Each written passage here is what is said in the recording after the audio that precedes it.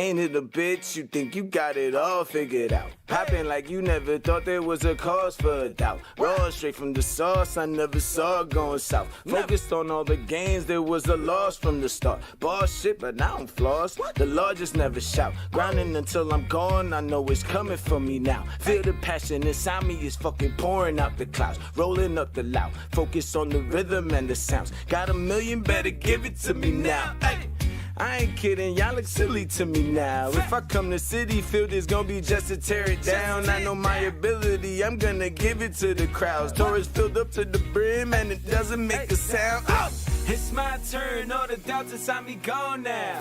I believe, and it's gone down. If you was doubting, I don't need an explanation. Cause in my book, all you motherfuckers hating.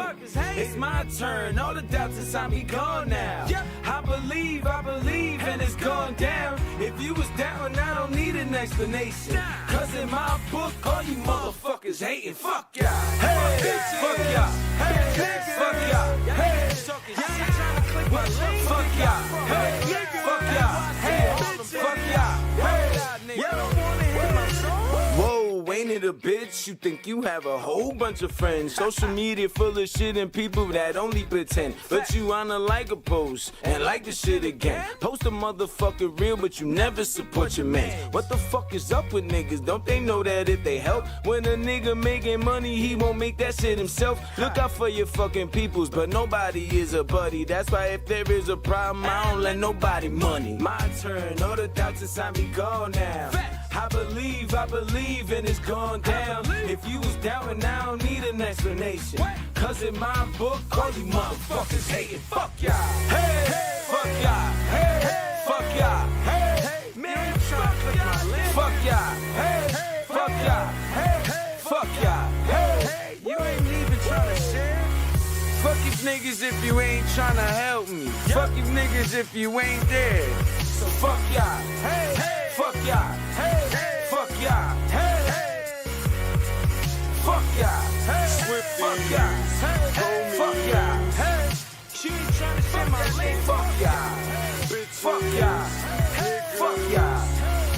You don't even tell your man. Hey. Maybe I shouldn't care.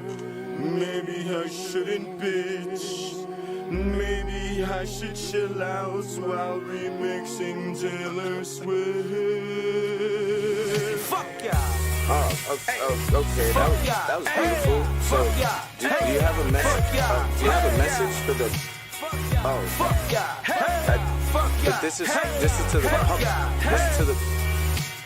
But how about your friends? Fuck y'all. Fuck y'all. Oh, damn. Fuck y'all. Fuck y'all. Oh, shit.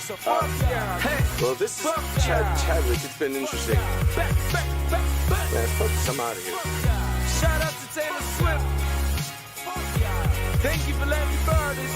And fuck y'all. This is my pop song.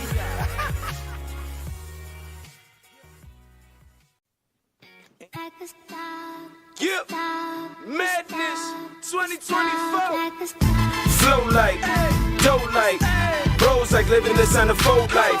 Shine like, grind like, lime like, feeling to get my mind right.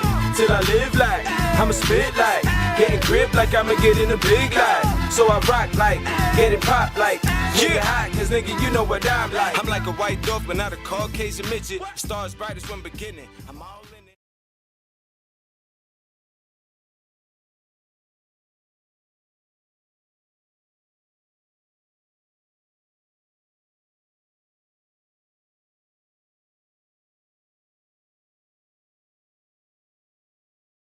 Bow, ladies and gentlemen, welcome to the show. It is Weekly Madness. I am your host, Supreme Madness. Welcome to the show, Tuesdays and Thursdays at 6 o'clock. As usual, I am going to run down the ongoings of the week in my perspective. You know, with my opinions and my views and all that shit going on, ranging from New York shit to world stuff to stuff that has to range with games, tech, and music. Anything that falls on my plate that I find funny or cool, that's what we talk about. So, like and subscribe, ladies and gentlemen. Please hit that bell on the little corner over there to let you know when I'm on rocking on YouTube, on Twitch, Please subscribe if you got the bank or the know-how. You heard me? Definitely just subscribe. Hit me with a subscribe button. But how are you guys doing? Today's date is the 22nd of April. It was a glorious weekend. 420 was on Sunday. It just so happened to land on Easter as well. Whatever. But 420 was a great fucking day. I had a really good fucking time. And now we are going to recap on what has happened since Thursday of last week to Tuesday of today. Of this week. Whatever. All right. Thank you. By the way. Oh, yes. Oh, I'm so sorry. Former legendary hardcore champion. Yes. It is the former legendary hardcore champion of No Love Wrestling, Wreck. Ladies and gentlemen, Wreck is here. Right here. My apologies. Sorry, guys. It's been a hell of a week. Thank you for my lovely co-host. Thank you. Good to be here. Now, ladies and gentlemen, we are moving on to personal news. All right. On personal news, I mean, do you have anything to tell us? Personal news? Shit. I think right now everything's kind of all mashed up together, right? The 420 stuff, everything else has been going on since then. So, I don't know. For me, I don't know, yeah. It's been a lot. Me personally, let's see what I have jotted down.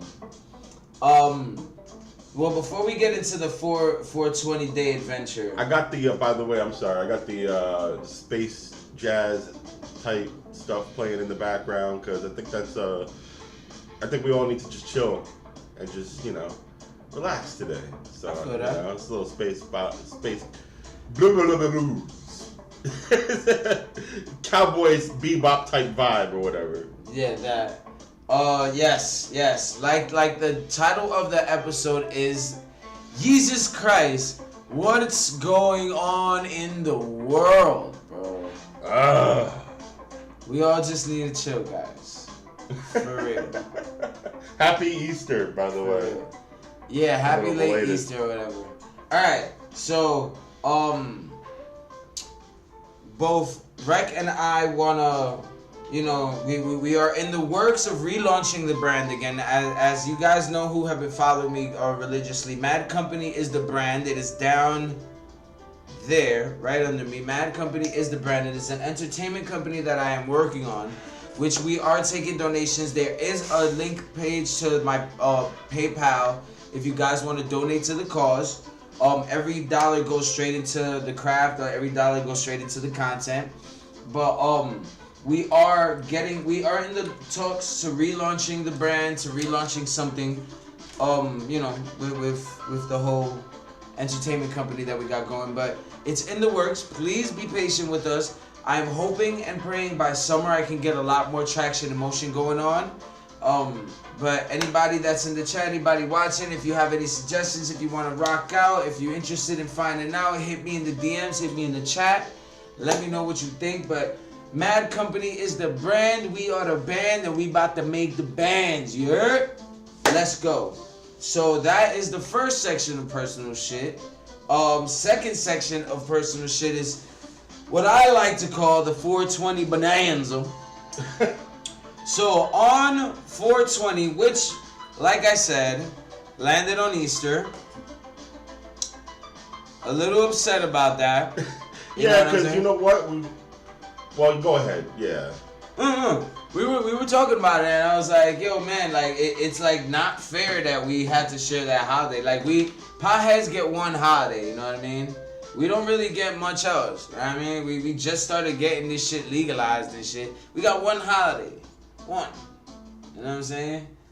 And when we went out to celebrate, we had to share the parks and all the cool spots with a bunch of families, Easter stuff and Easter people. And kids were everywhere. It was parks that I grew up always on 420 full of potheads. Like the city on 420 on a regular 420 would like smell like weed from corner to corner. It was glorious. It was glorious. 420 used to mean something. The Jesus Christ was going on in the world. And then I was telling Rec, I was like, yo, bro, Easter never lands on 420. Like, what the fuck did it feel like landing on 420 this year? And I could have sworn it must have happened at some point, right? Like, this must be something that happens maybe, who knows, once every 10, 15 years? Google! Right? So, I was like, nah, this happened before. It's nothing special. It's nothing crazy. Google, guys. So check this out, guys. I fucking looked it up on census.gov.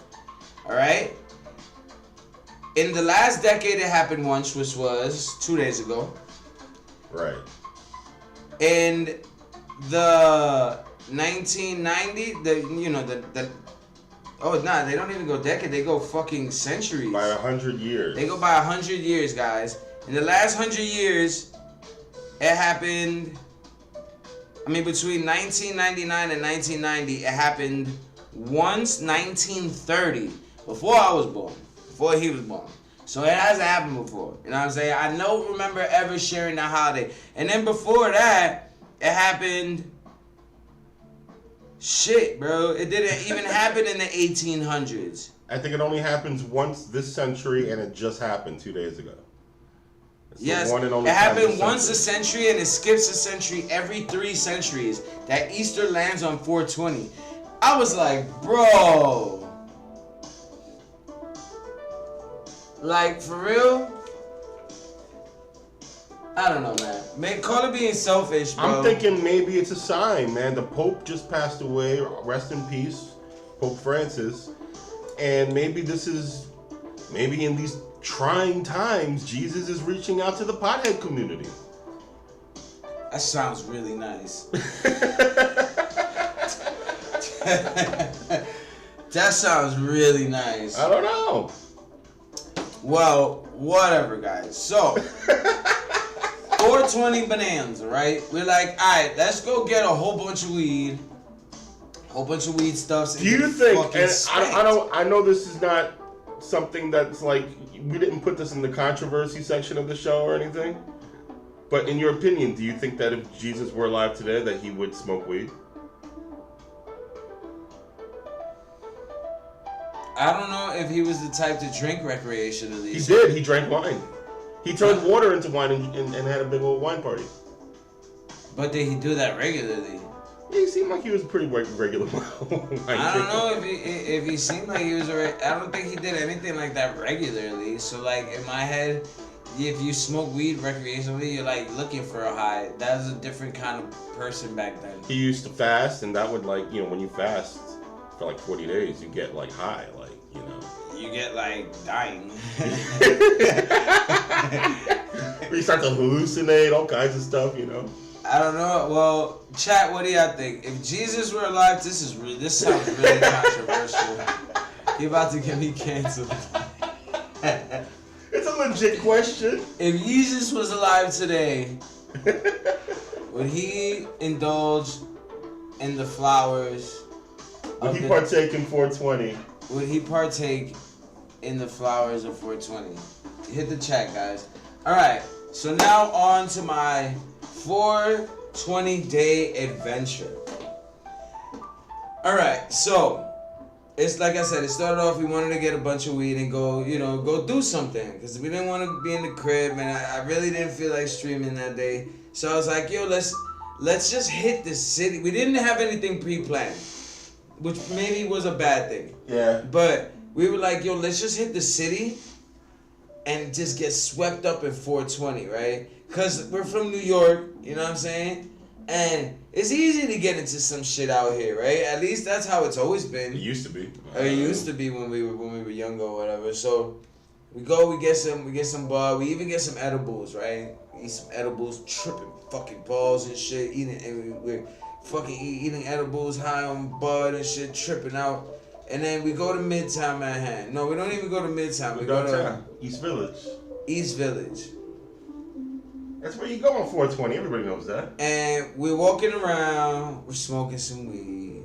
We're walking around, we're smoking some more. I'm rolling. Every time one blunt goes off, I turn on another blunt. The fucking edibles hit. I'm in the fucking city. I'm like, oh man, this is a good vibe. It was a great vibe, don't get me wrong.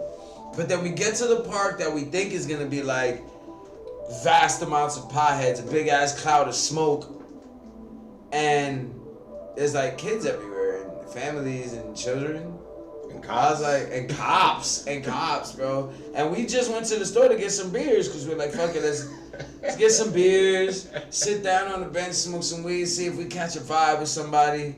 Bro, it looked like lunchtime at some random park next to businesses. Bro, it was families everywhere. Between working people and family, it was not a vibe. Where we went? What park was that? First, we went to Tompkins Square Park. Tompkins.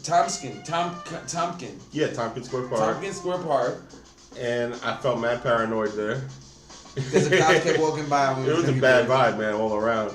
And then I enjoyed the vibe. And then the only, it was a beautiful day. That was what saved it. But then everything around the park was also these new hipster spots that I don't want to hang out at. And they're obviously not, the kind of people you want to hang out with on 420. They're fucking yuppies. So. And it didn't smell like weed anywhere. Nah. We might as well have been in Park Slope or Queens or something. Dead ass. So we walk around in circles, and then the fucking edibles hit full force. Like we had some cookies and cream.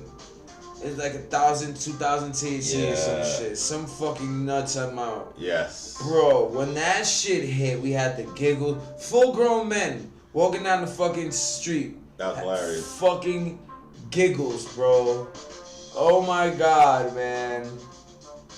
And we didn't know where to go. So we walking in fucking circles, trying to like catch a vibe. We see some people that are like, happy 420, because they see me roll. I'm like, happy 420. And then it's just like, don't get me wrong. Don't get me wrong. I had a great day. It was sunny. It was nice enough. You know what I'm saying? We were stoned out of our minds. We had some good food. You know what I'm saying? Yeah.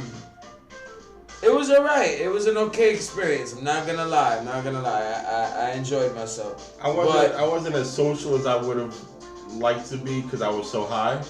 Especially the edibles, I think, fucked me up. So every time somebody wants to say happy 420, like they would come up to us, yo, happy 420. Yeah, see, and that's part of the thing about living in New York, right? The people are social enough to be like, happy 420, so it was cool. But like, maybe it was like the state of mind I was in, or we was in, or whatever the fuck. Like, I went out there to be social, but I wasn't social. Like, every time somebody said happy 420, the pothead in me should have been like, oh, let's fucking go and smoke a blunt. You got a blunt for blunt. Nothing, bro. It didn't even click in my head, bro. And I'm a social butterfly, bro. I like talking to people. I used to. But maybe it was because the edibles hit at that moment. At the moment that people started really communicating, I was really high on those edibles, bro. Yeah. Holy we ate shit. the edibles. We first ate the edibles while we were still in the Bronx. Yeah. And we went all the way downtown, and so it was. And then the weather, and then the movement, and then the walking, and then the beer after the beer. The beers is what really crossfaded me and put me over. Oh shit, man! I was in. So we weren't very social, I wanted to hit this guy because he came way too close to me when he went to give me a fist bump, and I just instinctively got defensive. Do you happy 420? I'm like, yo, get the fuck away from me, man. He was tweaking, bro, and I was giggling at everything, bro. Like a solid 30 minutes of giggling, bro. Not even laughing, giggling, bro. I had the giggles. I haven't had the giggles in so long. Boston was the opposite. They probably don't know about 420. What? There's no 420 out there? They don't celebrate that out there? Bro, that can't just be New York. No, that's California. That's definitely California. Colorado. New York. A lot of places. Florida, I think. Maybe. Wow, Boston ain't about that life. That's Colorado, crazy. for sure. Yeah, Colorado, definitely. But it wasn't, I don't know, man. It wasn't the vibe. It was a vibe, But it wasn't the vibe I was looking for. Maybe, and like I said, maybe it was because I'm going through my own personal, you know, not even that, like, what's the word I'm thinking about? Fucking social shit. Yeah. That I'm just not as social as I used to be. And then maybe that was like my wake up call. And maybe I was just really fucking stoned. The sun just like invaded the room. That's crazy. Or maybe I just fucking I don't know, man. I don't know, man. Also, I think the fact is that things have changed a little bit since, you know, back in the day. Like, now you have to have an email invite and RSVP to a secret party somewhere, and they don't tell you where it is until 5 minutes before the door opens. And you know, everything's like, I don't know, so staged, and you know, there's no spontaneous, like, maybe we were just in the wrong place, you know, maybe we needed to go to McDougal or somewhere else. I mean, we went around Union Square, which I thought Union Square would be another one of the spots, and we sat there smoking. Exactly, Union Square, classic 420 spot. And maybe there was like 2 other people smoking, but that's not any different than a usual day. Like, I wanted to see this is how weird it was. New York in a cloud of smoke. What the fuck is wrong with you, New York? I wanted to see New York in a cloud of smoke. A cloud of smoke. And you motherfuckers were with your kids! Fuck! It was weird because when we were in Union Square, again, one of the most common places to smoke in the city, when we lit up to smoke, the people around us looked like they were fucking, like, amused and shocked that we were smoking. Like it wasn't 4:20, bro. They're like, oh my god, look at these guys. What the fuck? What happened to y'all? What happened in New York? Dude. I guess legalizing weed just made you motherfuckers go sober. Yeah. Bro, what the fuck? We passed by that sober bar in the East Village, Hecate, where they make mocktails instead of alcoholic drinks. And you still pay $18 for them, $20 for them. And we had some German sandwiches or some shit. Oh yeah, we had a doner kebab, German style gyro. Yeah, from the Doner House. Doner House. Those shits is okay. That was pretty good. It had a little bit too much cabbage for my taste, but it's like the pizza was good that we had. You know. The whole day was alright, man. We got really fucking spanked. We left pretty late. We could have went to Bradley Cooper's cheesesteak spot. We were right there across the street. We was right there. But we don't really care. We're not really fans of Bradley Cooper like that. I don't really give a flying fuck about a Bradley Cooper. I mean, if I was hungry enough, I'd have been like, yeah, let's fucking go. But like, nothing against the guy, but yeah, I'm not really interested. I'm gonna go to get that Bradley Cooper. Shouts to Bradley Cooper, but I ain't going to the establishment to dap you, homie. Maybe one of these days, you know. I go for a sandwich, and if I'm not happy, I'm not tipping you, Bradley. I don't think Bradley Cooper needs the tips. Fuck. And do it on the ground. Alright, guys. Well, that was personal shit. Yeah. Now, wait, what's next? Oh, yes. Now, ladies and gentlemen, welcome. Where is it? I can't even fucking see it. Oh, here we go. Those 2 shots of John Barr were a good idea before the show. Yeah, not bad at all. Anyway, bow. New York shit. New York shit, ladies and gentlemen. New York shit. Oops. Cancel. Bow. Alright. New York shit. NY stuff. So, I mean, I know we just finished getting into a whole bunch of NY shit, but that was like 420 is a global holiday, right? Yeah. Everybody said it. I mean, everybody. Let us know if you're in another country. Apparently, where my homie Tenko at in Boston, they don't, but whatever. But alright, so now on to New York shit. We have vigilantes. Oh, yeah. We have fucking crime fighters, bro. But that's nothing. And I didn't know. See, that's what he just. Dude, alright. So.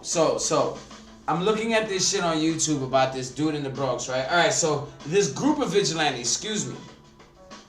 A group of vigilantes in the Bronx, they on 187th beat up a rapist that was that the cops were looking for they found him. He raped a 70-year-old woman or some shit like that, or he tried to rape a 70-year-old woman.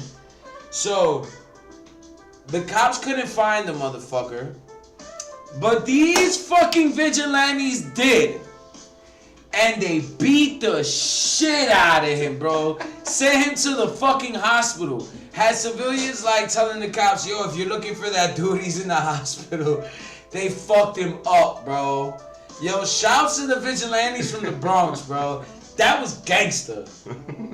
Fuck rapists, B. We don't fuck with those. When y'all start fucking with drug dealers and shit like that, I look at y'all like y'all crazy. But when y'all start beating up rapists and shit like that, yeah. you know what I mean? And they didn't just like run into him. They tracked him down. Yeah. And then after they put him in the hospital, they actually called the precinct and was like, "Yo, they asked for the detective on the job. They knew the detective's name, and they said, hey, tell Detective so and so that he could find the suspect for that rape in the hospital." That shit is crazy. That shit is crazy. But I'm not even gonna lie, bro.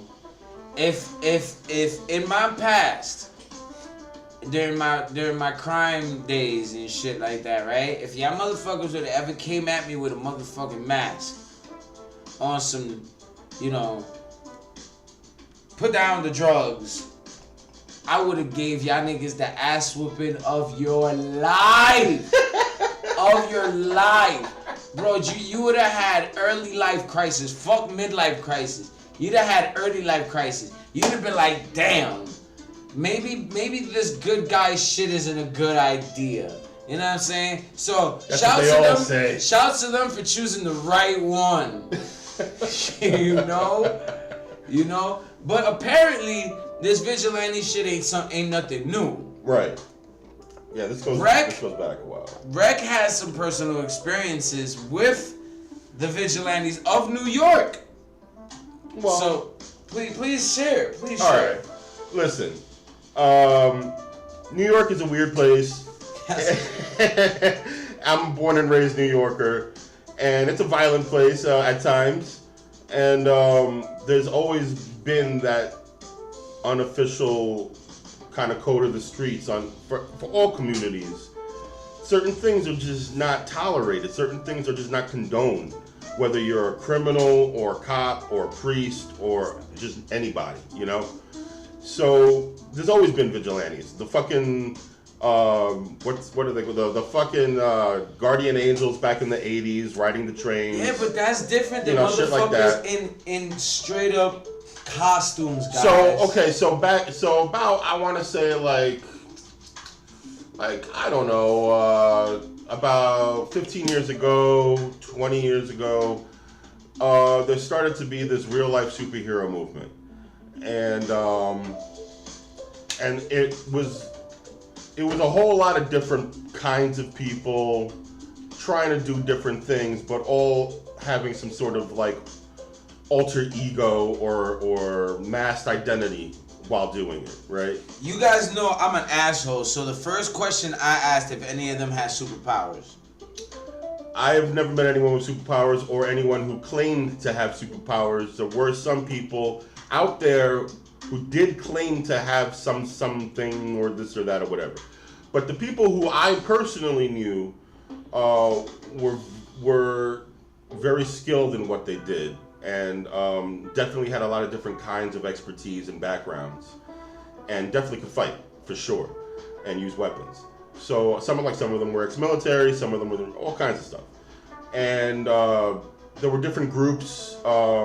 Not all real-life superheroes were vigilantes. Some of them were just like good-hearted, good Samaritans, but some were. And not all vigilantes got along. There were different kinds of groups with different agendas and different everything. So, but I mean, do the Avengers get along with the Fantastic Four? That's kind of it's interesting how art parallels real life in that way, where you do have even superhero groups in the comics who don't get along. So it's kind of like Civil War sometimes, right? Makes sense. But yeah, the people who I personally met, and they were part of something called the New York Initiative, and they were definitely like really cool people.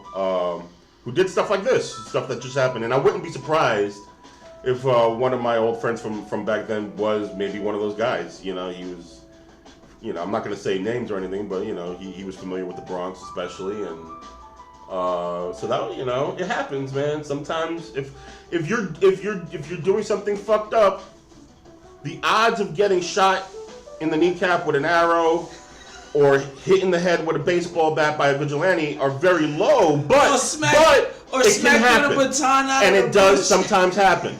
Somebody might pull out some nunchaku or who knows what, and you get your ass whooped, bro. And you get a reckoning. Stop. So it happens, man. It happens. Stop. And there's even a documentary you can go check out. I'm all about it on HBO, so yeah, it was cool, man. Oh my god. Chat. What the fuck? Vigilantes, man. Batman's real, guys. Batman is fucking real. That shit is fucking crazy. I don't know what else I can come up with after that for New York shit. We got superheroes, bro. Yeah, and it's not just us. You know, famously, Seattle had their guy, Phoenix Jones.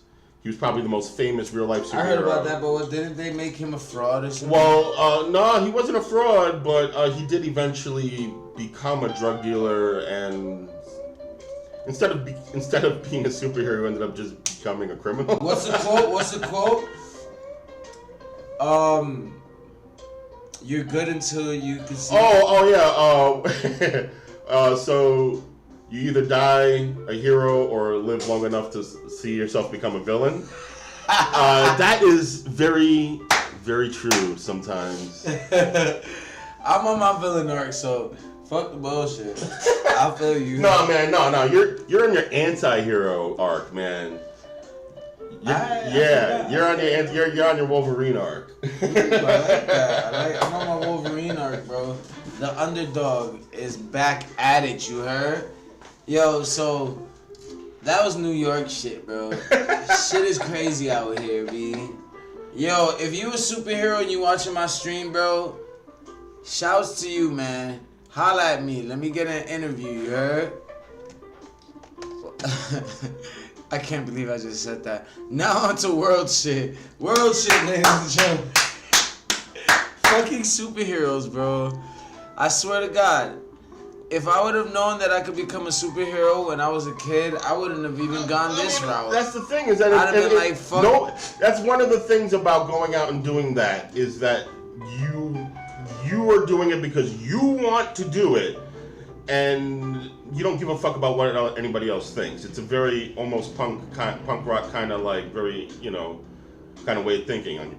And so they get shot in the throat, and then it ain't funny anymore. You know. And then it's not funny no more. Anyway, guys, on to world shit. On the lighter side, well, I don't know what the fuck can be lighter than that. On the lighter side of things, Peanuts law has just been passed. It protects animal sanctuaries and the euthanization processes that animal control takes when they take animals from people. And this stems from a squirrel named Peanut. A very famous squirrel named Peanut that was very famous online. Some dude fucking domesticated a squirrel or whatever. And I don't know, what the fuck were the cops called over there for? That they got reports that he had wild animals, which was some sort of health code violation. So they went over there. They go over there to fucking find out. They try to take this squirrel out the crib. The squirrel bites them because it's like, fuck 12. Squirrel was smart. Squirrel was smart. Fuck 12, B. Like, fuck them niggas.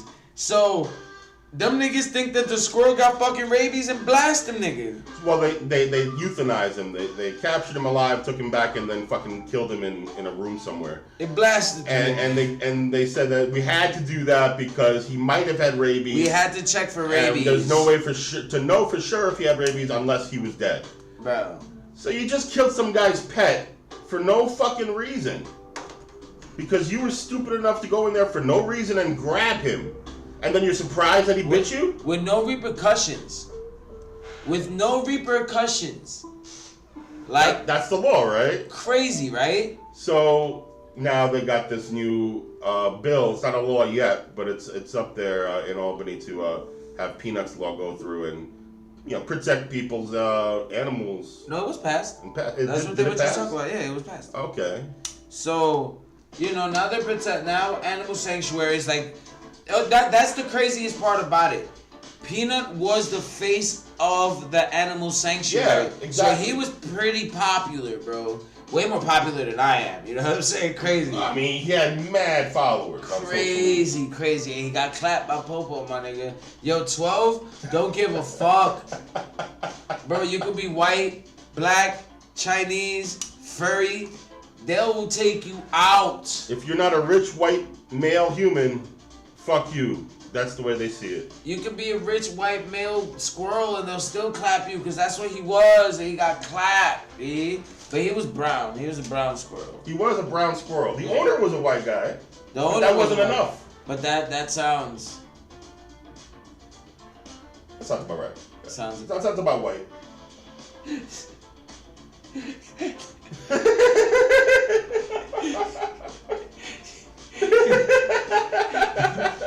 You fucking stupid. That sounds about white. But yeah, so shouts to Peanut in the afterlife, man. You changed the world upon your death. Your legacy will live on. You gotta fucking. And let me tell you, that was a fat, well-fed, cared-for squirrel, too. Bro, he was trained and all that. He used to jump up to he was the mad nigga trained. like that shit was crazy, man. He's trying to protect his owner, probably, from these fucking. From fucking 12. Always acting crazy. Fucking wild as fuck. A-cab. Anyway. Oh, yeah, shout out. Oh, I'm going to save that for the fuck you section later on. Okay. Yeah. Alright. So, yeah, shouts to Peanuts Law. Next on world shit. This is an interesting one. Check this out. The Ukraine.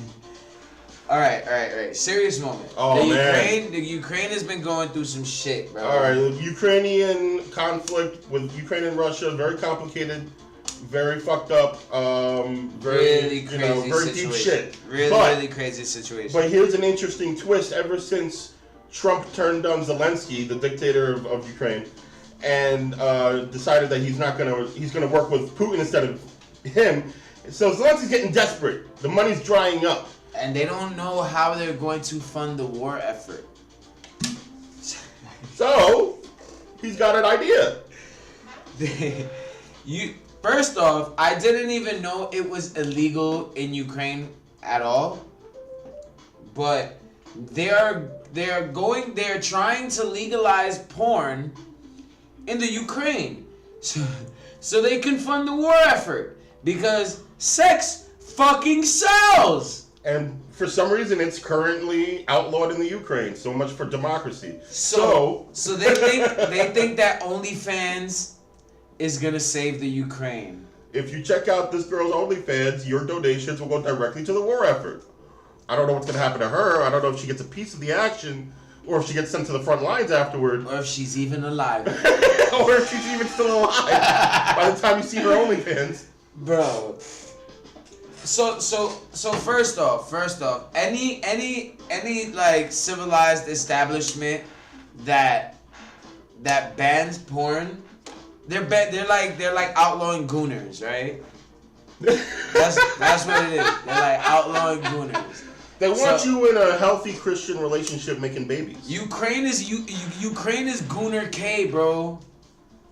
Don't goon in UK in the Ukraine, bro. Even though I'm kind of putting myself on the spot, but I have seen girls online who are from Ukraine who are very successful in that business.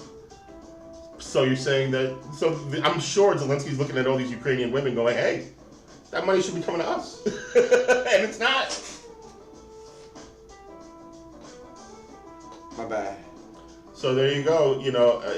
Maybe the Pentagon might do that at some point.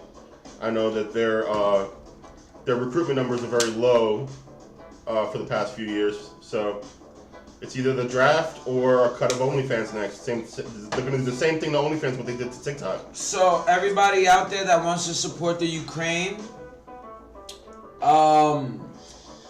look for a very pretty Ukrainian OnlyFans model.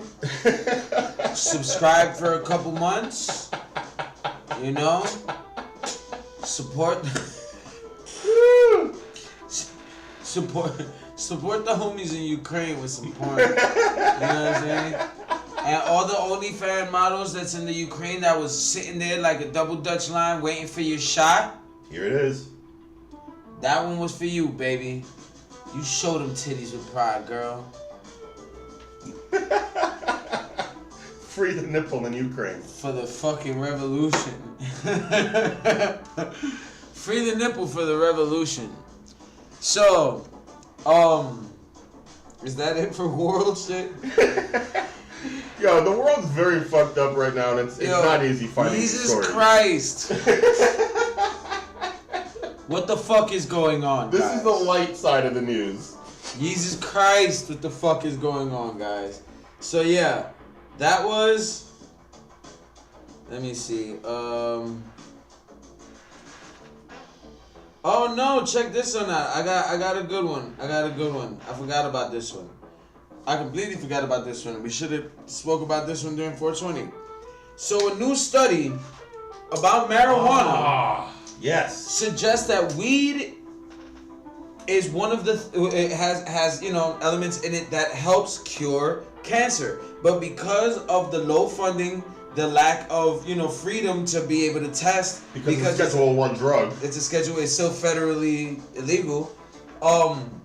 They haven't really 100% backed up all of these hypotheses. Well, they have the evidence now from this new study. They just need more testing. But they don't have the ability or the freedom to actually do the experiments necessarily. Dude, that's fucking weed can cure cancer. Dude, what can weed not do? You can make paper with it. You can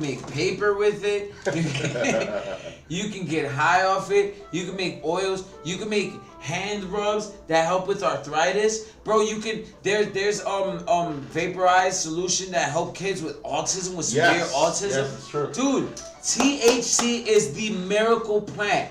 It's the whole plant, the weed, because it's the CBD, the THC.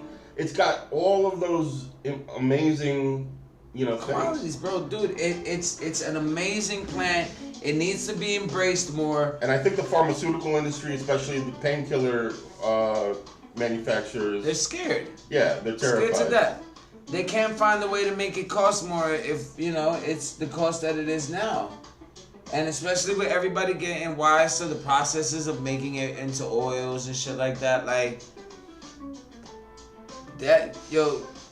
weed is everything, guys. If you ain't about it, get about it. You heard? This shit is a great fucking. It's a great fucking time. And you don't necessarily gotta smoke it. There's tinctures. You can drink it. You can eat it. You can inhale it. You know what I'm saying? You can rub it onto your skin. Yeah. You know what I'm saying?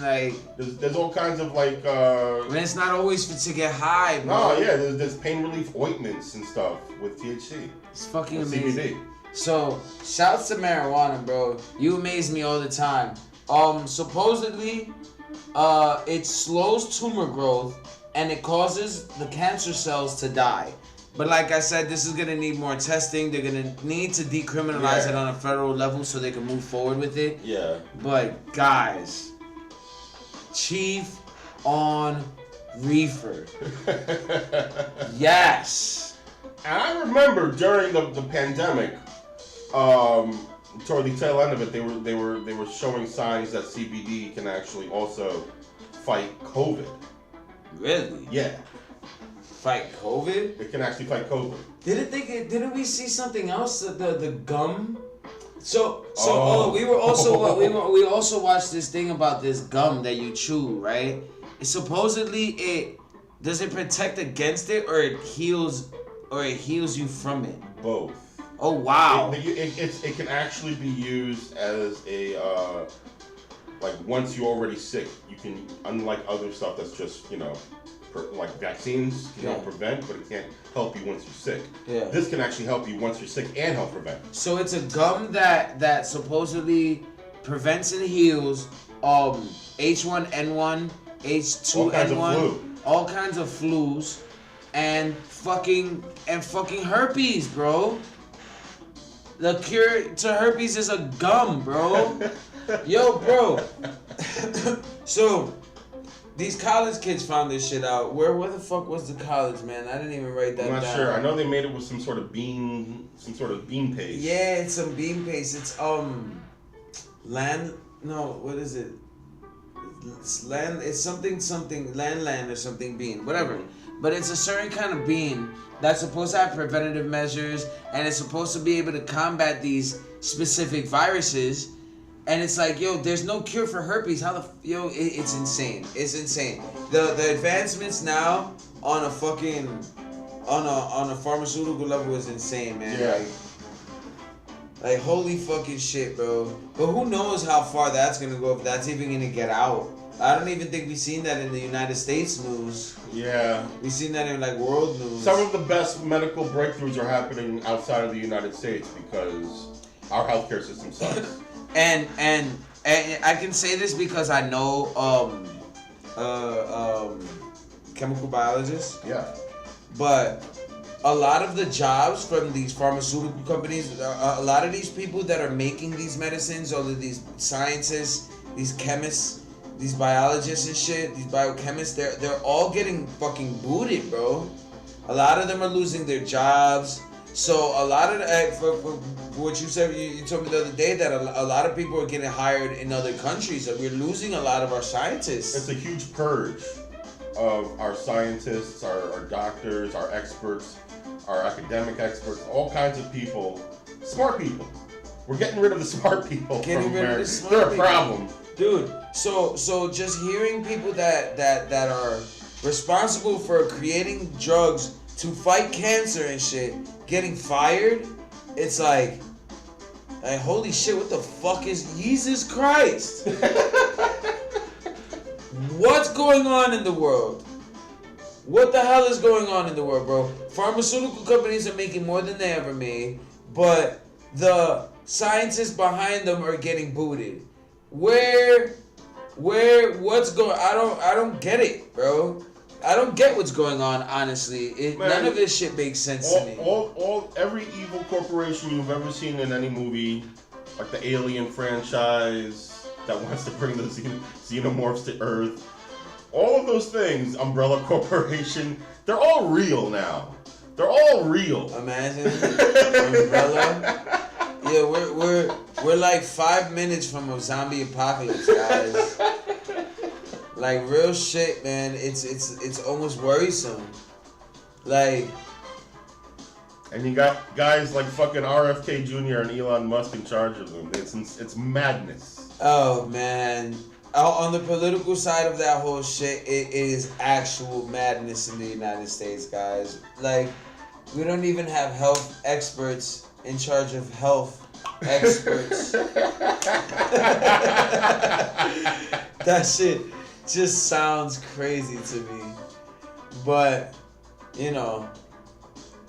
Jesus Christ, what the fuck is going on in the world?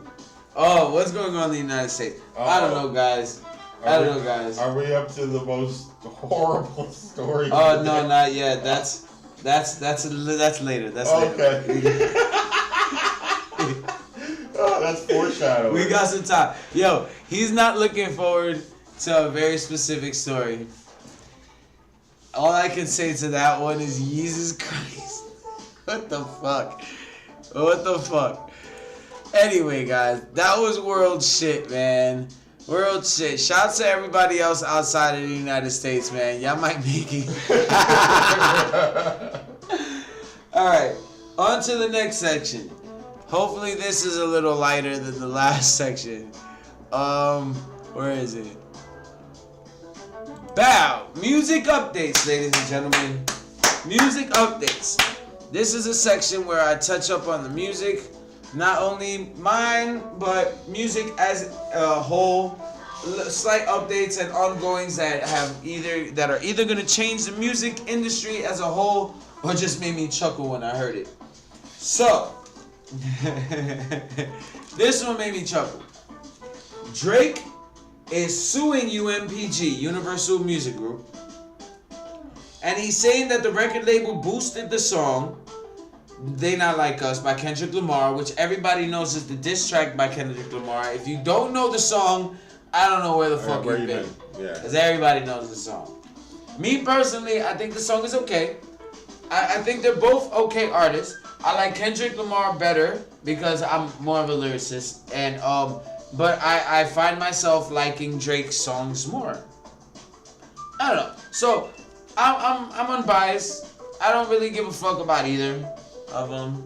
You know what I'm saying? So hearing like, but just the spotlight being shined on hip hop is a great thing. So, you know, I'm appreciative of both of them for their input, their contributions, everything that they've done for hip hop. But like, shit is getting kind of crazy. Drake is suing the record label now, and UMPG is saying he's bugging because they not gonna pay him anything. He's not gonna win. They flat out said it, like, bro. They basically said he's delusional if he thinks that this is this is pointless. Like, why are you doing this? Straight up, they said, bro, you're not gonna win. Stop. And they kind of had this weird sort of veiled threat that he's only gonna end up damaging his reputation and losing money if he goes forward with this, which is a pretty cold thing for a lawyer to say. That's a threat. That's 100% threat. Yo, what's good, my guy? How you feeling? Drake is super soft. Yeah, bro. He's suing UMPG. He's suing the fucking record label now. Like, he can't sue the artist. Now he's gonna sue the record label for pushing the song, which I feel you. But the stance that he's taking is that the song is defaming. It's for defamation of character, right? So he's saying that the song is calling him a pedophile, which there's no proof that he is a pedophile, so it's making him look bad. Yeah, even more damaging, definitely more damaging to pursue it. But like, he's going on the whole thing that, oh, you're making me seem like I'm a fucking pedo. You're making me seem like I'm a pedo. Everybody's starting to believe you that I'm a pedo, and now your record label is pushing that I'm a pedo. He has daddy issues. Yep. So like, I don't know, bro. They saying that he has a case because this is a defamation case, but like, are you gonna go for the record label because an artist does a diss track? Like that opens a whole different world of fuckery to me. You don't think? It's like now if Eminem drops a song about a rapper and it destroys his career, are they gonna sue? Right. Because, oh nah, you said a whole bunch of bullshit and it destroyed my career. That's part of the art, bro. Isn't there a freedom for that? Yeah, that's called the First Amendment. Yeah. You feel me? So like, when you're dealing with art and shit like that, the world's gone mad. Jesus Christ, what's going on in the world, bro? Oh, bro, the episode is gonna get a lot more worse. Trust me, it gets so much worse after this. I'm trying to slow down before we get to that specific topic. I know you know what I'm talking about, Jay, but so. Oh my God. So now Drake is suing UMPG. UMPG's laughing at Drake. I don't know what the hell's gonna happen with that situation. Yeah. I don't know if Kendrick Lamar is gonna comment on it because he's at will to. Right. Drake threatened to sue if Kendrick would have done it in the Super Bowl, and he still did the fucking song. The only thing he did was he didn't say the word pedophile. Right. Certified pedophile. That part he didn't say pedophile. He said certified what? So he censored himself, which is the only thing that he kind of did. Yo, shouts to Kendrick. You got balls, my nigga, but you got the whole record label backing you. So like you got balls, you know, with an army behind you. So, you know, gangster. Oh man, I'm running out of water. So, yeah, man, that's crazy. I don't think it's gonna fly. I don't think he got a case. I don't think. Yes, the world has definitely gone mad. Definitely gone mad. Yes, mad like that. That's why it's time for me to take over.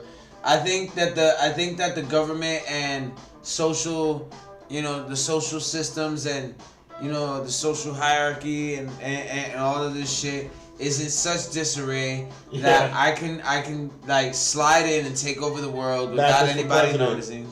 Madness for president, you know, 2024, 2025 and forever. You know what I'm saying? Yeah, because as soon as I get there, bro, the first thing I'm getting rid of is that whole I gotta step down shit. I'm gonna get rid of that for you. Nah, Trump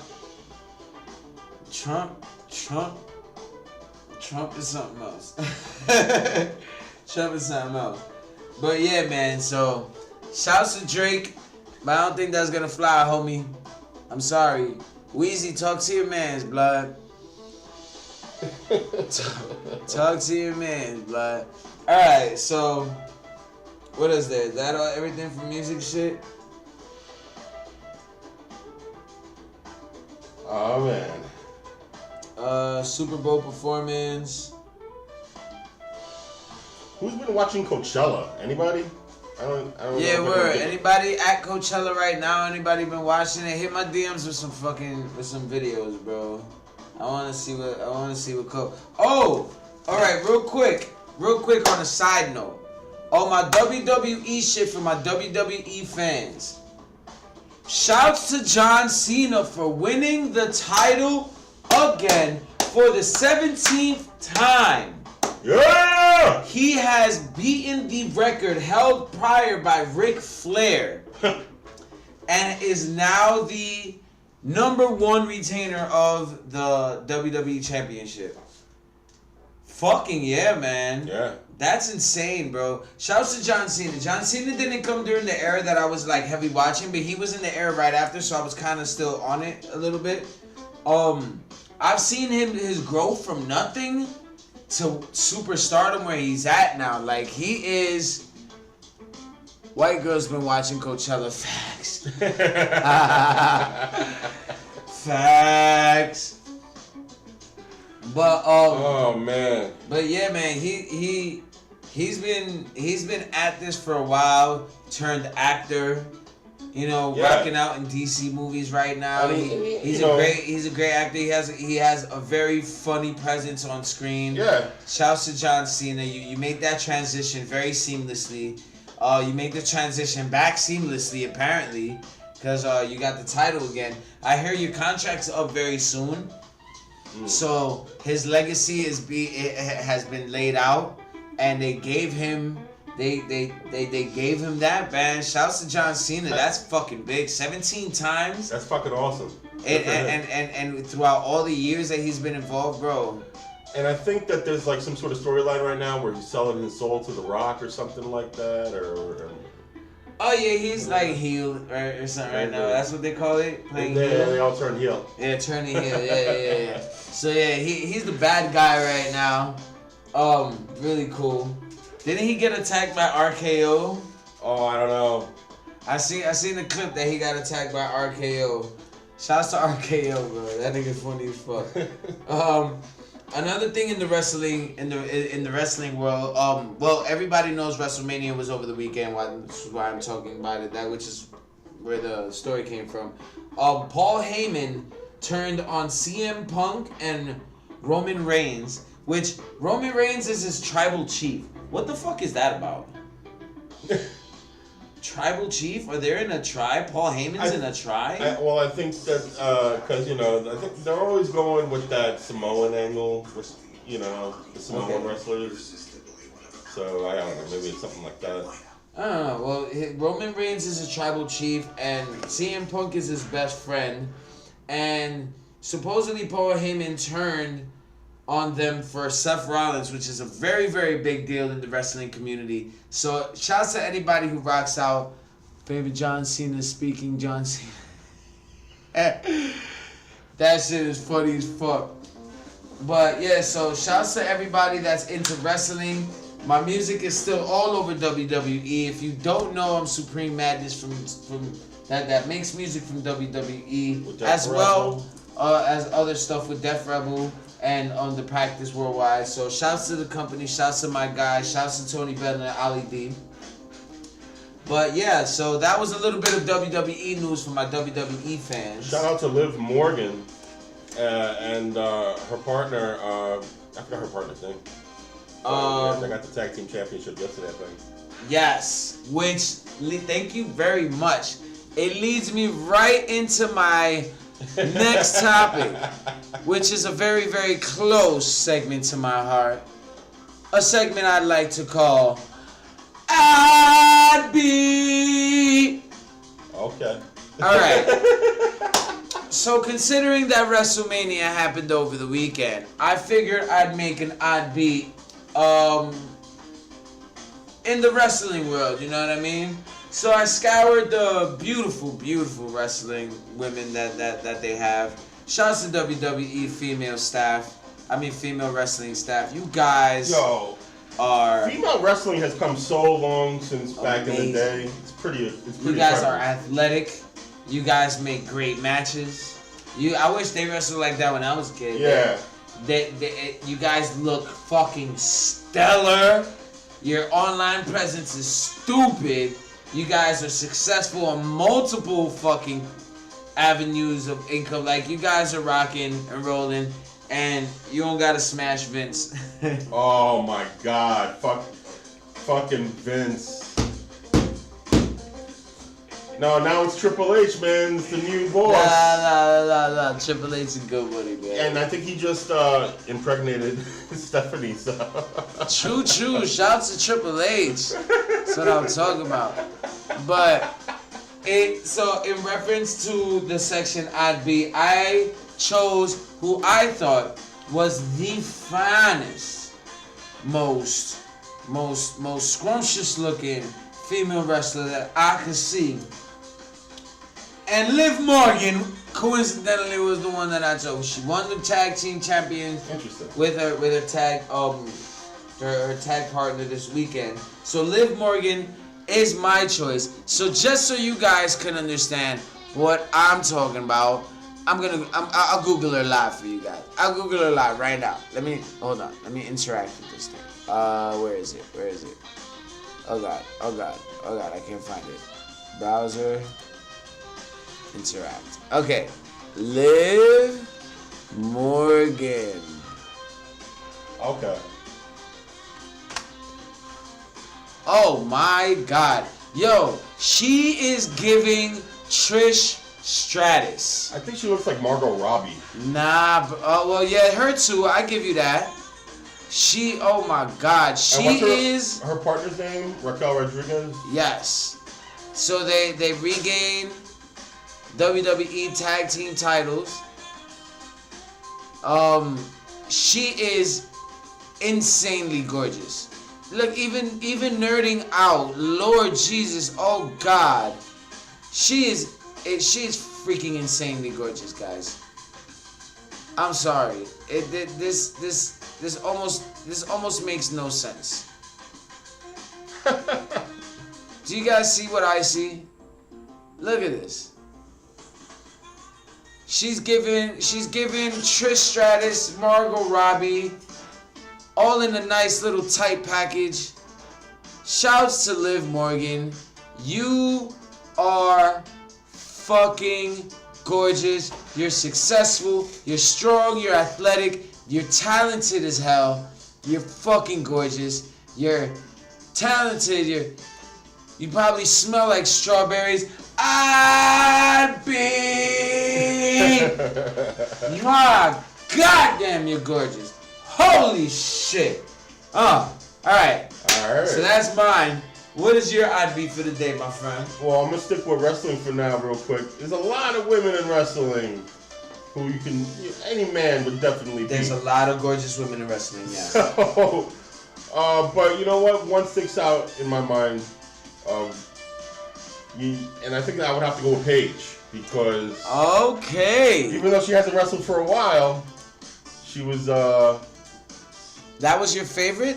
She was so freaking sexy, and she basically got released from the WWE when her sex tape came out, and then she did a little bit of softcore or maybe not even. I don't know, she had like a whole. She is gorgeous. Yes. Yeah. She is a gorgeous woman. Yes, I also agree. And she had that movie, Fighting with My Family, which was about her growing up. What is she up to as of recently, though? That's a good question. I would like to know.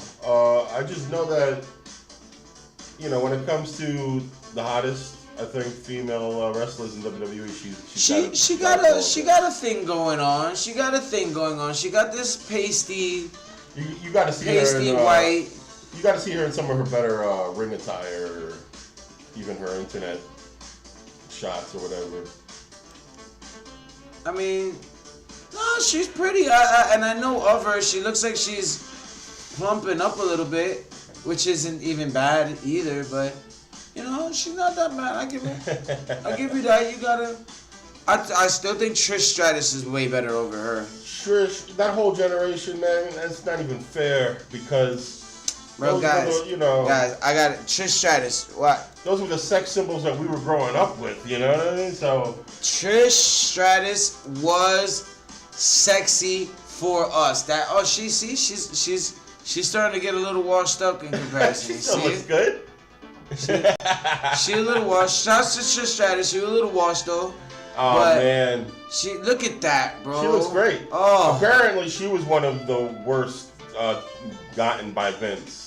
Yeah, shouts to Trish. That was a terrible situation that you were in. But she was the epitome of gorgeous. Smoking. She was everything. And like that whole generation, like look at that. Jacqueline, hot as hell. Ivory. What other the other girls were from that time? Lita. Yeah. See, there was a few. So shouts to the women of wrestling. You guys have always been holding it down. But Trish Stratus is number 2 now. And Liv Morgan is number 1. Oh my God. Baby girl. I don't even care. Early fuck you to whoever's with her. Fuck you, bro. Oh, I got another one for you. From the internet, not from wrestling. Oh, wait, but then you're going to have to wait for that one. Oh, okay. Because this was the thing. That was the thing. All right. Well, that was it for idbeat. I think that was a pretty good choice. I think that WrestleMania was over the weekend. That was a good theme for the idbeat, guys. Anybody in the chat? Got to go with Paige on this one. What? Yes. Thank you. Niggas said all we had was China. Oh man, hey, I would've back in the day. No, don't say it. After she got off the steroids, but before she got crazy. No. Just imagine China's insane freaking thighs squeezing the life out of you. Morgan, I can't agree with you. I can't agree with nobody on that one. Hell no. Liv Morgan. Let me hurt. Rhea Ripley. She's another one. She's a big girl. She's a big one. She a big girl. All right, so that was it for idbeat, ladies and gentlemen. Thank you very, very much. Oh my God. Oh no! Oh no! Do we have to?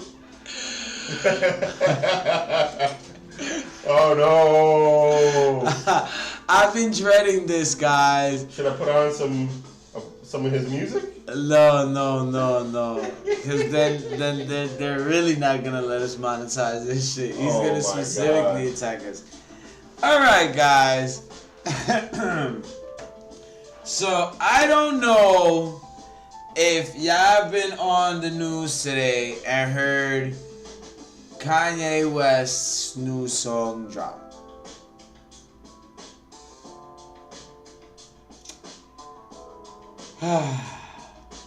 Here we go. So, I think at this point, whether you used to be a fan of Kanye or somehow still are, whenever you hear his name in the news, it's usually not. You get nervous. You get nervous instantly because you're like, oh, fuck. What he do now? What's going on now? So, Kanye West drops a song called Cousins, right? In this song, he starts saying some real singing, falsettoing.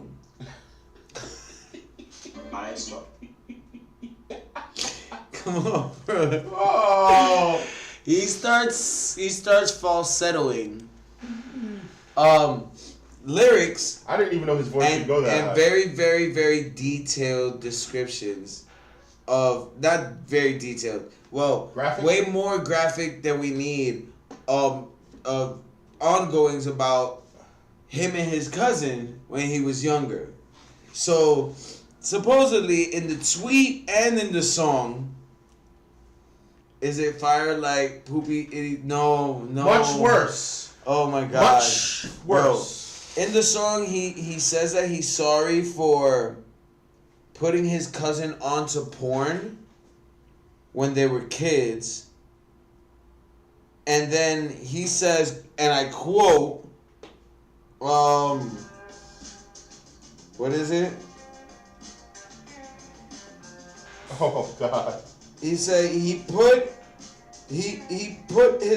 sucked dingling till he was 13.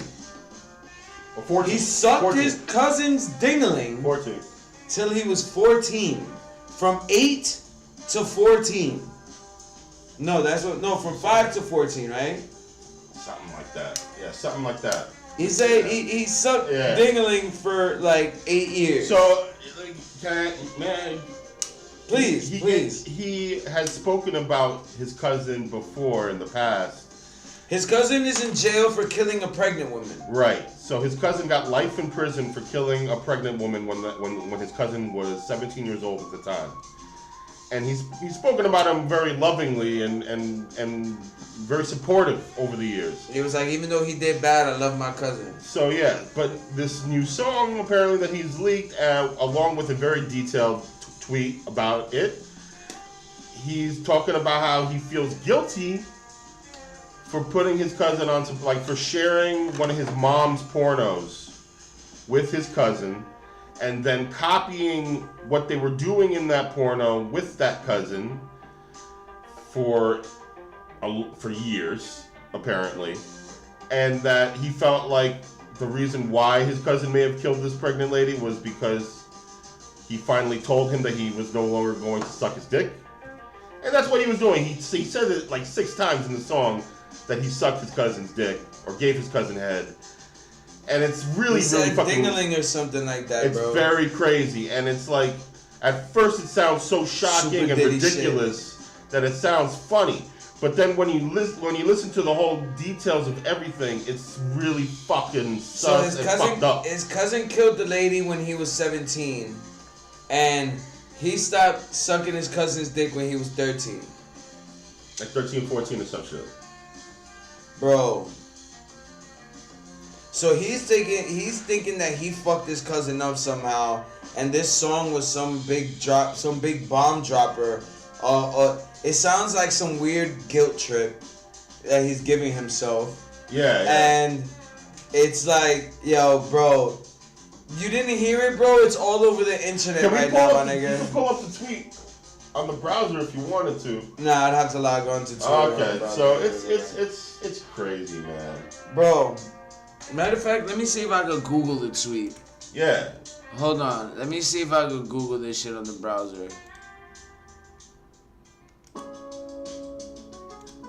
This is some outrageous shit. This is some... And a lot of people have already kind of put their opinions about it, because it's a few days old now, and like Boozy was like just saying how like he just feels bad for Kanye at this point, like, and this isn't a few days old. It's a few hours old. It happened today. What happened today? Boozy said something about it today, bro. And then 50 Cent was like, the Knicks just lost. And 50 Cent said something about it today. It was a terrible day. The Knicks lost.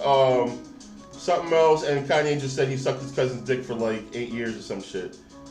He was like, I just want the day to be over already. See, incestuous relationship with his male cousin.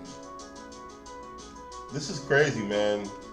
Bro, yo, what the fuck is going on?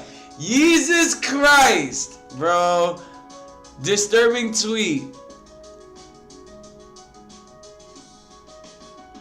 Where's the tweet? I gotta find this fucking tweet, guys. You guys, y'all had, if I wouldn't have believed it if I wouldn't have seen it myself. Look, the song is called Cousins, about my cousin that's locked in jail for life for killing a pregnant lady a few years after I told him we wouldn't look at dirty magazines together anymore. Perhaps in my self-centered mess, I felt it was my fault that I showed him those dirty magazines when he was 6, and then we acted out what we saw. My dad had Playboy magazines, but the magazines I found in the top of my mom's closet were different. My name is Ye, and I sucked my cousin's dick till I was 14. Bro! Yo, Jay.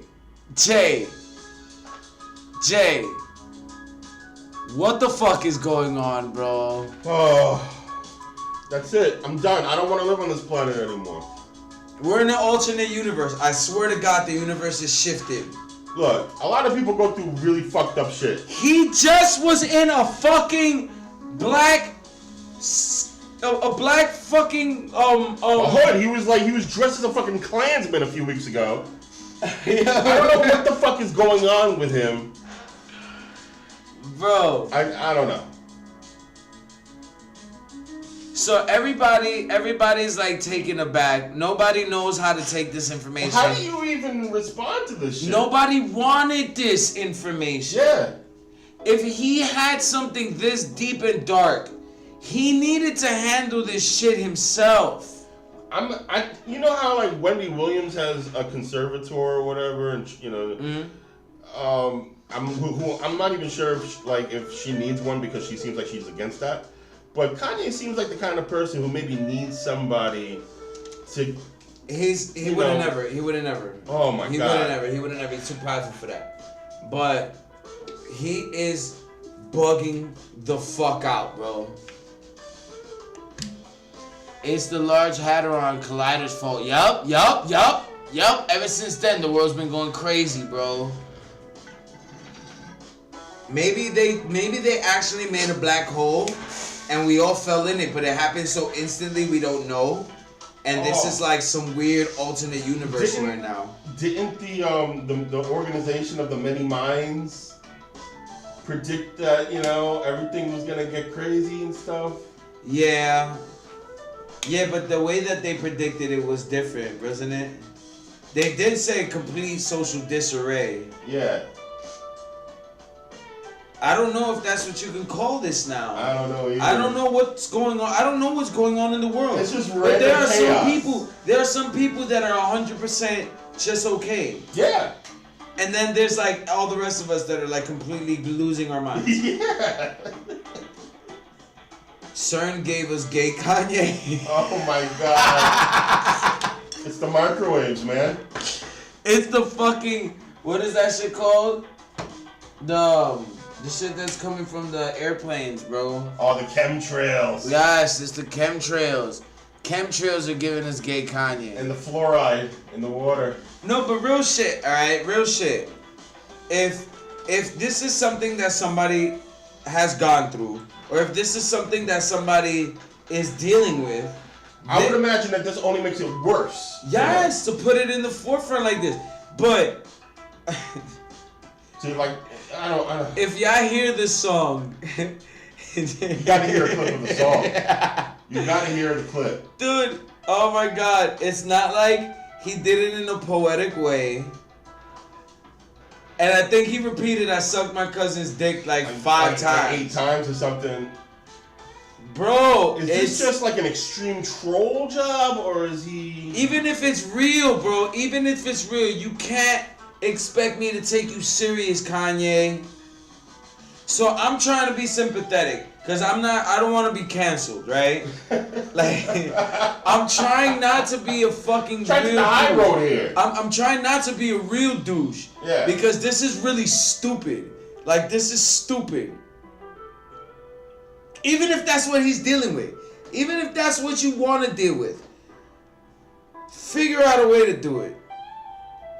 This weird public shit for something that deep, you're not going to get your closure, you're not going to get your self-forgiveness, and you're not going to get any respect falsettoing it, bro. Like, bro. What's going to happen to the cousin in jail right now? He's probably watching Dirty Mags with somebody else. Oh.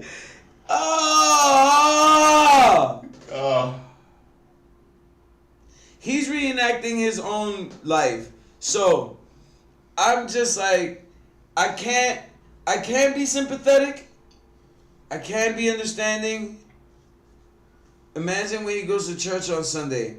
I don't even know if he's going to go to church anymore. He's going to start his own church.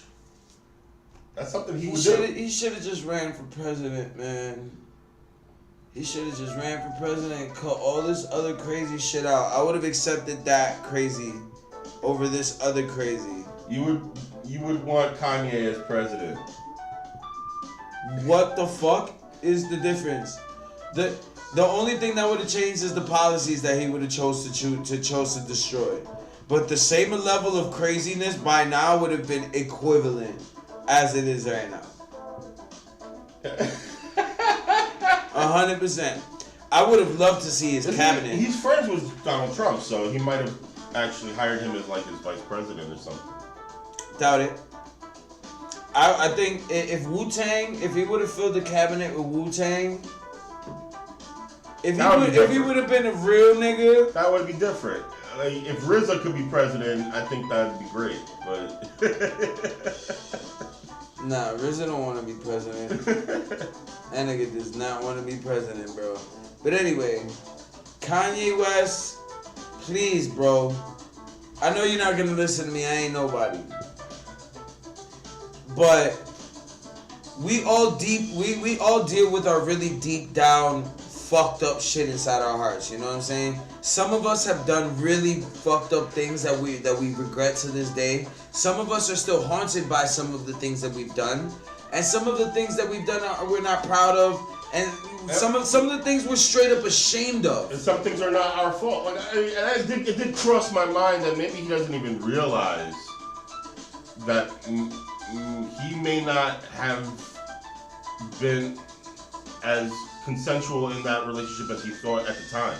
Irrelevant. Who knows? Gay East, Gay Yeezy for president. Yo. And he got mad at South Park for calling him a gay fish. Bro. Wait. So like, we're all dealing with really deep down fucked up shit, and like I said, some of the shit that I say it to this day. Some of the shit that I've done in my life, I'm not proud of. Some of the shit that I've done in my life haunt me. Some of the shit that I've done in my life, I wouldn't be able to forget if I tried my hardest, bro. But I deal with those things on inside. You know what I mean? You don't put those things to the forefront. 1, people use those things against you.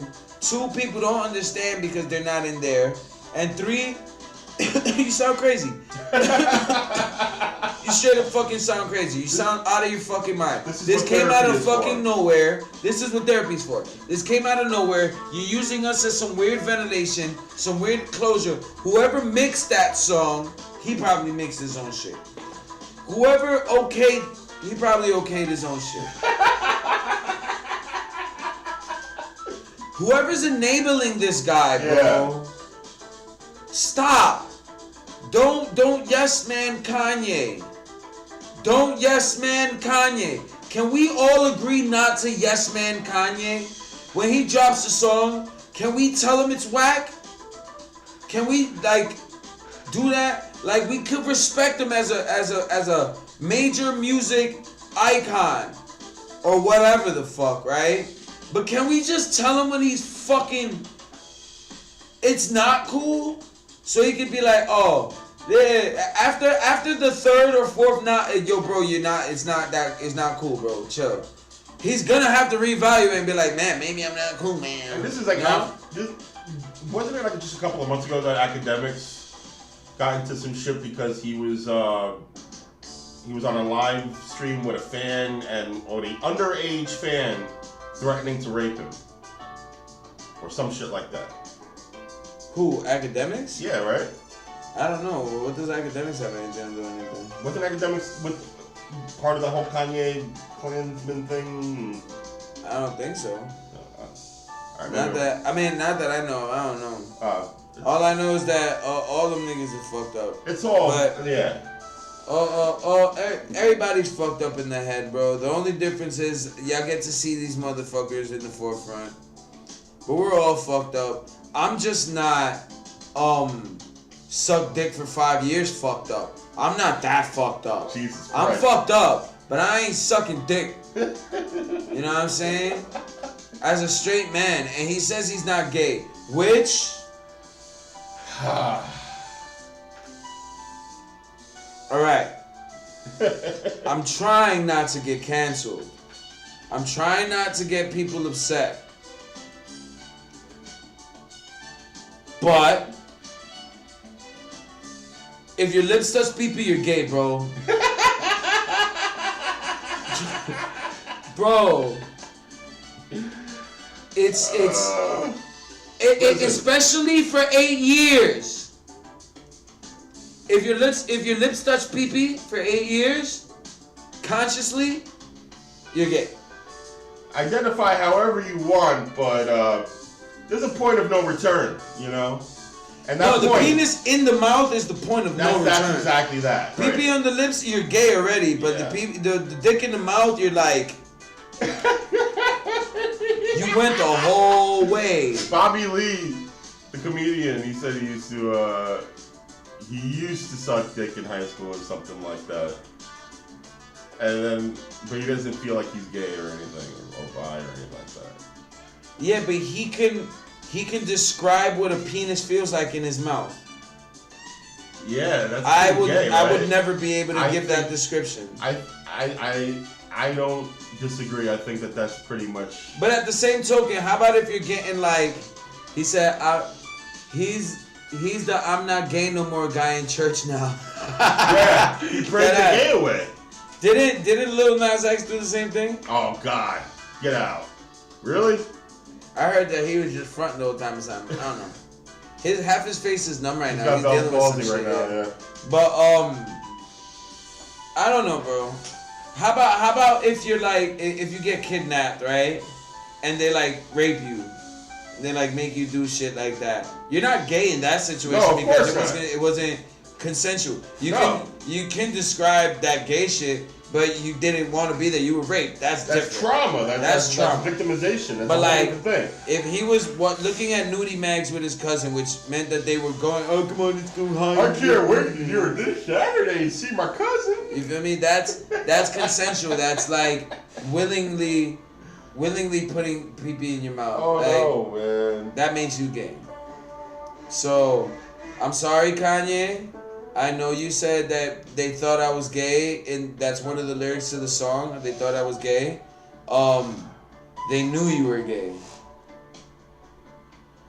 Yeah. There's no fine line.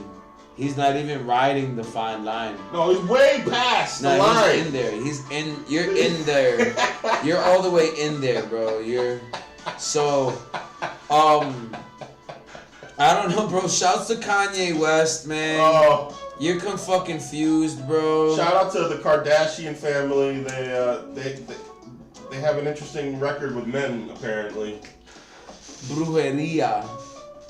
Yo, which one of them is single right now? Whatever. Whichever one of y'all bitches is single. You know what I'm saying? You're just waiting to have your life wrecked by one of them? I've had my life wrecked by broke bitches. I might as well get a rich one to wreck my life. Like, shouts to the Kardashians, B. Or not.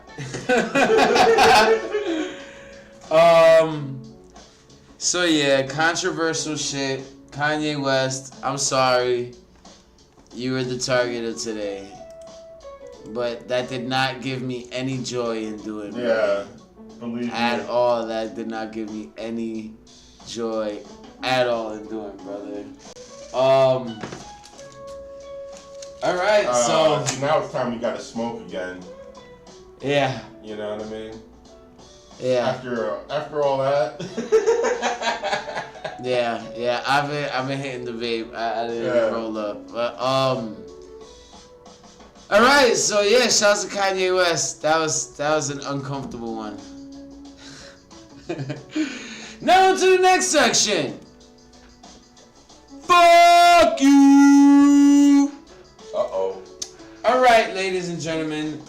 My fuck you list of the week is not that long, but it's gonna lead to a little bit of a conversation that gets a little serious. But before we get serious,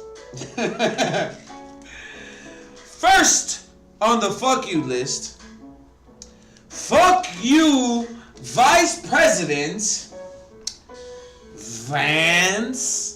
That's a weird ass. J.D. Vance.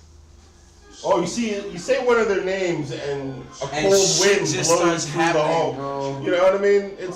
Dude, they really are. Chill. That was crazy. We're talking about some evil fucking motherfuckers here. Alright, fuck you, J.D. Vance, bro. You fucking asshole. You killed the Pope. Fuck you, PTSD. You make normal days mad uncomfortable. You make normal conversations suck. And triggers suck. Fuck you, trauma bonding. That shit does not always make real connections. It doesn't. Sometimes just because we share the same experience doesn't mean we need to share the same space and time. It might just get worse. Trauma bonding is not a good thing, guys. Fuck you. Wait, what is this? Oh, fuck you yuppies that watered down 420. You motherfucking bastards. Oh my god, y'all killed my holiday. Fuck you guys, bro. We were supposed to be in a cloud of fucking smoke. Fuck you. Fuck you non-smokers. Y'all fucked up 420 for me too, bro. Everybody should have been high. Feel me? Nah,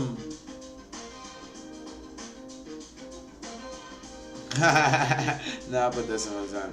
Alright. Fuck you 421. Cause you're not 420 anymore. It didn't feel the same. I felt good to smoke on 420. It felt like I had a purpose to smoke that much. Smoked like 15 blunts on 420. So when 421 came along and we were smoking 15 blunts, it just didn't feel right. It's like, wow, are we overdoing it? So fuck you 421. You made me realize I smoked too much. Alright. Now, seriously. I put in big letters, fuck dating, but I don't date. I haven't dated in 3 years. I've been celibate for the last 3 years.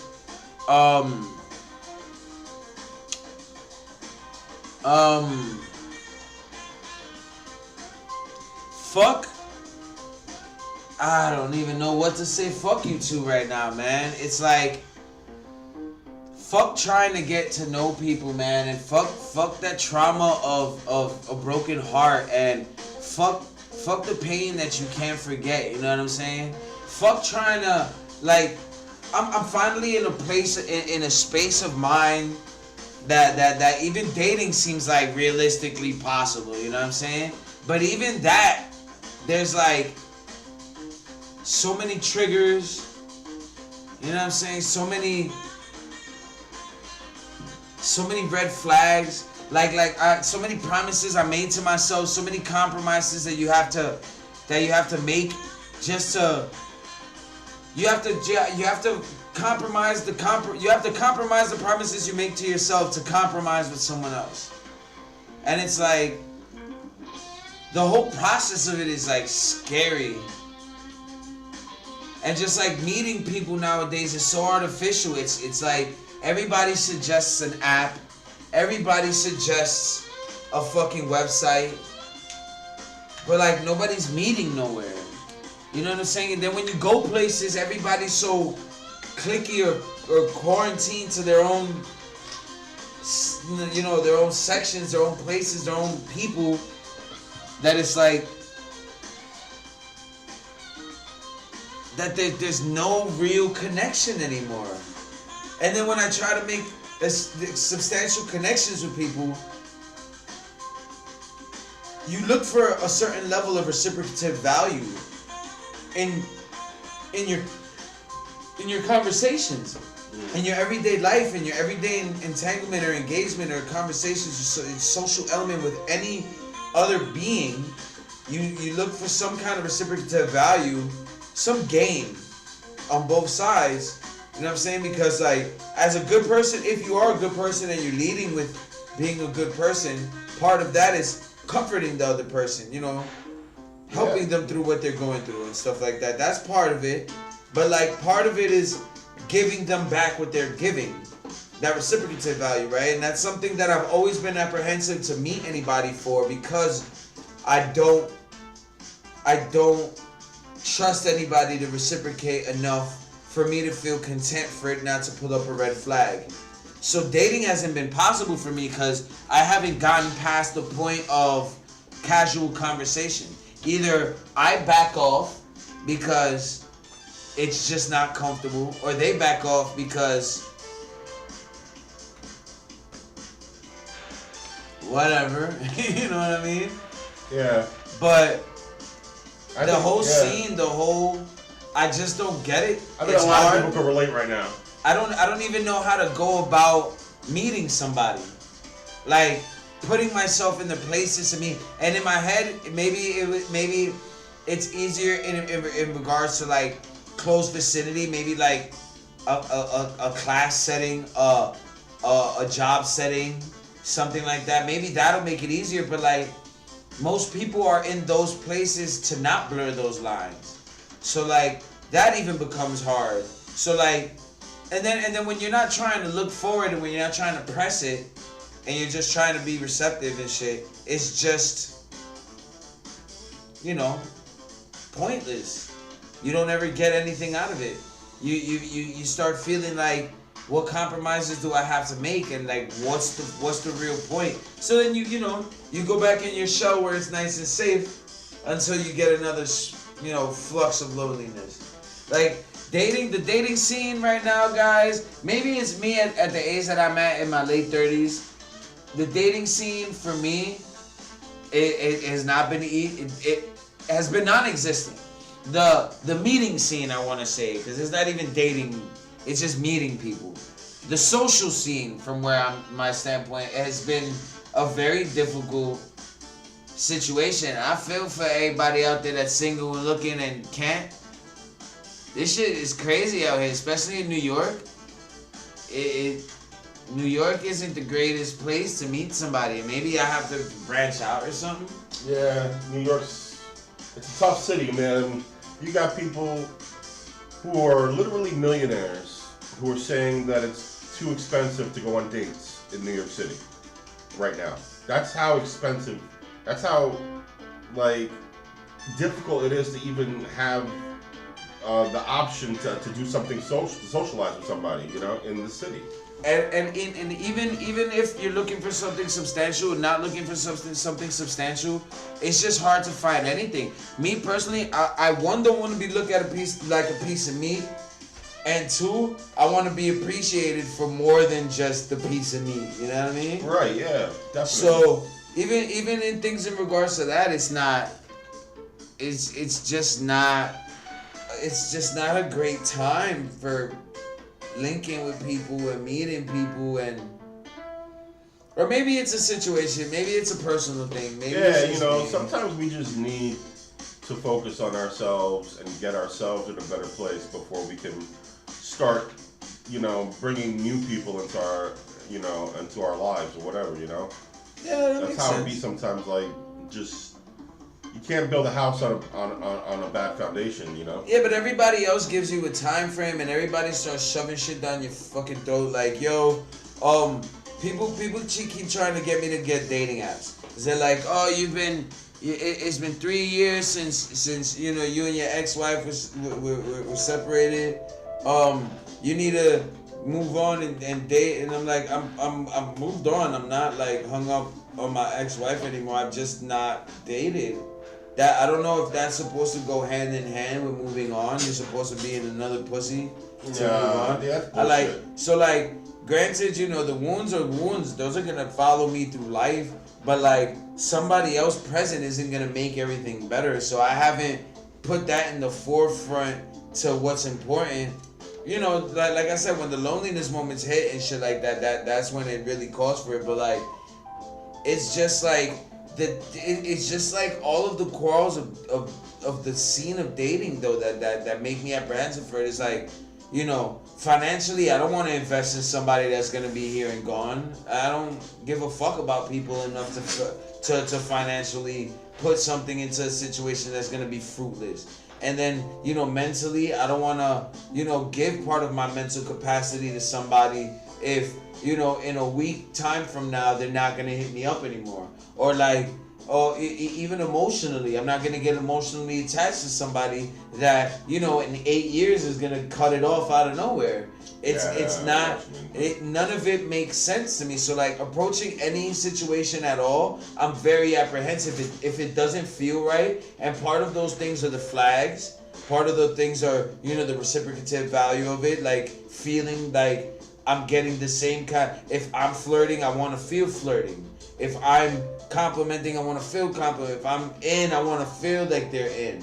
If I don't get that in the slightest, and some reciprocate, you can play hard to get, but reciprocate the notions. You know what I mean? Yeah. But like, if I don't get any of that shit at all, you know, it puts me in a place that I'm like, oh yeah, well, poof. So like. Yeah. Women like playing hard to get now, so part of their process is not giving that. And in my head, it's like I don't do that. I think a lot of women are very cautious to get into a relationship, and I think a lot of men feel similarly cautious just for our own reasons, you know, different reasons sometimes.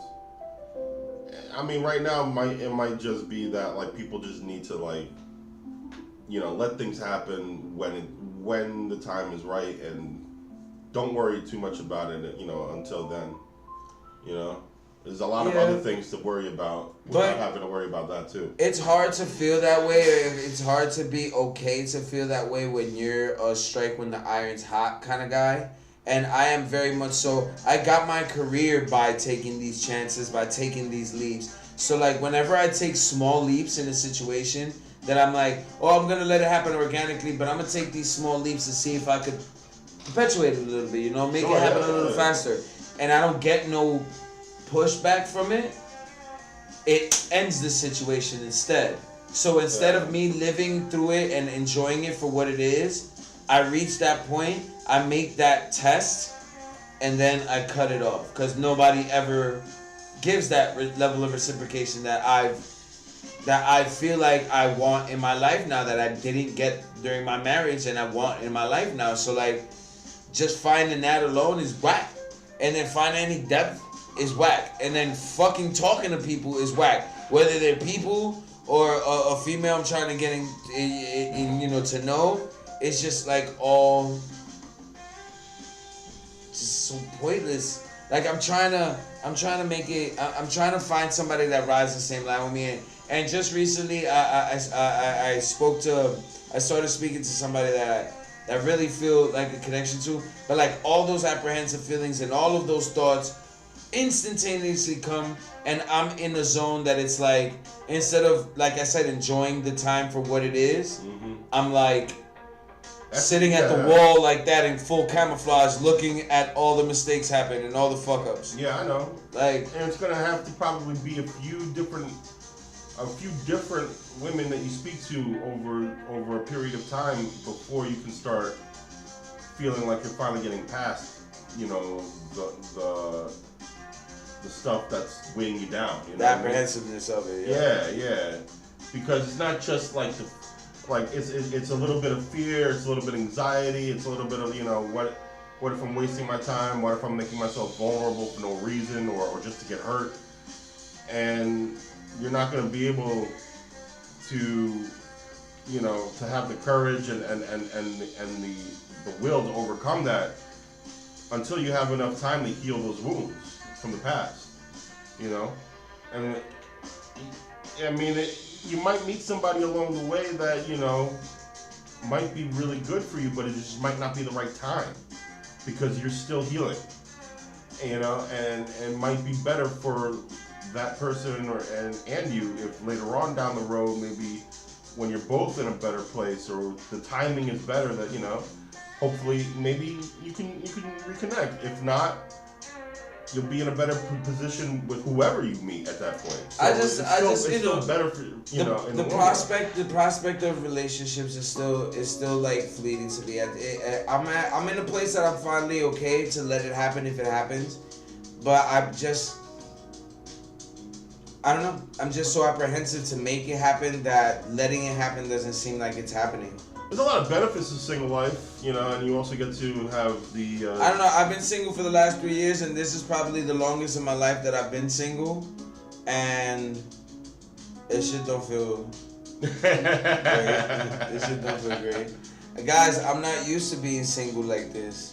And being single and celibate. Because I'm not fucking anybody. I haven't fucked anybody, and I'm 100% single. So being single and celibate like this is the weirdest feeling ever for me. But it's you know, necessary. It's like it's enlightening or whatever. And it's different. It gives you time and energy to focus on, you know, things just exclusively for you and your growth. Well, yeah. All right, that was my rant for the night, guys. I'm sorry if I went super personal, but fuck dating, fuck meeting people, fuck this, fuck dating in your late 30s, man. Fuck meeting people at this time. This shit isn't comfortable. This shit is whack. At least for me, it is. I'm sorry. Everybody that's having a great dating life, to hit my DMs, put me on. What the fuck are you guys doing that I'm not, man? And if you're a woman, a female listener out there who would like to share your opinion, please do. We need a feminine point of view right now. Nah, everybody that's in chat, everybody that's watching is all quiet right now. Apparently, they just watches. But yeah, man. So that was my rant. That was a little more personal than I wanted to end it up, but I felt like I needed to say something. Just something that I'm going through. But yeah, so that was my motherfucking week, guys. From Thursday last week to Tuesday, that was what happened. Kanye happened today. Everything is fucking crazy. This world makes no sense. Jesus Christ, what's going on in this world, man? Somebody gotta fix this shit, because we running out of time, bro. We like 5 minutes from a zombie apocalypse and like 10 minutes from a meteor hitting us, bro. What the fuck? Let's fix something up, man. But then again, if y'all do that, then I won't have much to talk about on Thursday. So wait till Thursday to start fixing it up so I have an episode, you heard? Alright, guys. Thank you very much for joining me on this episode. Ooh, we almost made 2 hours. Oh, 9 minutes short of 2 hours. Not bad, not bad. Thank you for joining me on this show. Next time, please hit the chat, guys. I really need some bounce back on some of these topics.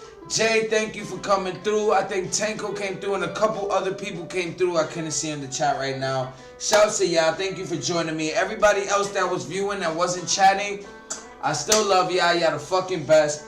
Next episode is happening on Thursday at 6 o'clock. I'm gonna have more topics, more fuckery,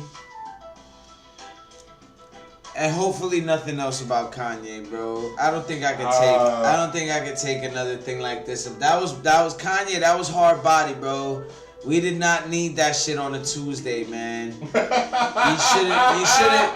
should have waited till Thursday or Friday. Man. It would have been more palatable on Friday or Thursday, bro. But on Tuesday, man. The last time we had news like that on a Tuesday morning, it was September 11th, 2001. Oh my God. Alright, man. Fuck this shit. I'm out. Thank you guys so much for joining me, man. Hit me up next week, man. This is hot as fuck, dude. Hit me up next week. Let's fucking do this. Well, next week. Hit me up on Thursday. Let's fucking do this shit again, alright? Peace.